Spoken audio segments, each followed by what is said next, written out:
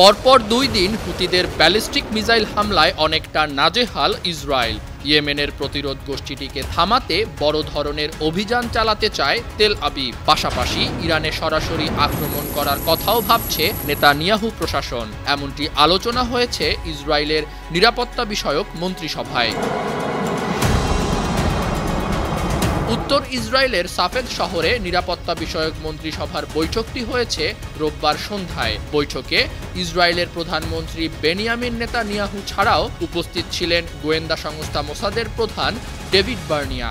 এমনটি জানিয়েছে ইসরায়েলের সংবাদ মাধ্যম টাইমস অফ ইসরায়েল। বৈঠকের পর ভিডিও বার্তায় কথা বলেছেন বেনিয়ামিন নেতানিয়াহু।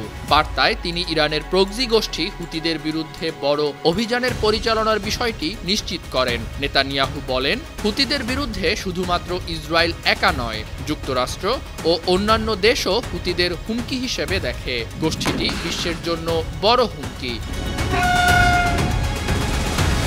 নেতানিয়াহু এদিন আরও বলেন, যেভাবে আমরা ইরানের অন্যান্য শয়তানের অক্ষদের বিরুদ্ধে শক্তি প্রয়োগ করছি, ঠিক তেমনিভাবে আমরা হুতির বিরুদ্ধে নিখুঁতভাবে হামলা করব।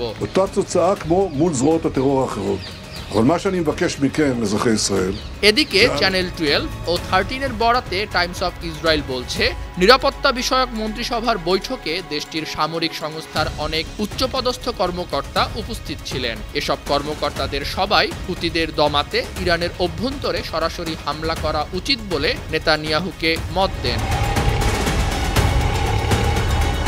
উচ্চপদস্থ কর্মকর্তাদের মধ্যে ছিলেন ইসরায়েলি গোয়েন্দা সংস্থা মোসাদ প্রধান ডেভিড বার্নিয়া। ইরানকে বিষধর সাপ উল্লেখ করে মোসাদ প্রধান বার্নিয়া সরাসরি সাপের মাথায় আঘাত করার কথা বলেন। শুধুমাত্র হুতিদের আঘাত করলে আমরা তাদের কিছু করতে পারবো না, আমাদের উচিত সাপের মাথায় আঘাত করা। ইসরায়েলি সংবাদ মাধ্যম চ্যানেল 12 বলছে, মোসাদ প্রধান বার্নিয়া লিখিতভাবেও নেতানিয়াহু প্রশাসনকে তার কথা জানিয়েছেন। সম্প্রতি ইয়েমেনের প্রতিরোধ যোদ্ধা হুতি বিদ্রোহীরা পরপর ২ দিন ইসরায়েলে ব্যালিস্টিক মিসাইল হামলা চালায়। এতে বেশ কয়েকজন ইসরায়েলি নাগরিক আহত হন। পাশাপাশি রাজধানী তেল আবিবের কিছু ভবন ধসে পড়ে। এই হামলার পর ইয়েমেনে হুতিদের স্থাপনা লক্ষ্য করে বিমান হামলা চালায় ইসরায়েলি সামরিক বাহিনী। তবে এসব হামলায় হুতিদের তেমন একটা দমাতে না পেরে বড় হামলার পরিকল্পনা করছে নেতানিয়াহু প্রশাসন। আন্তর্জাতিক ডেস্ক, 52 টিভি।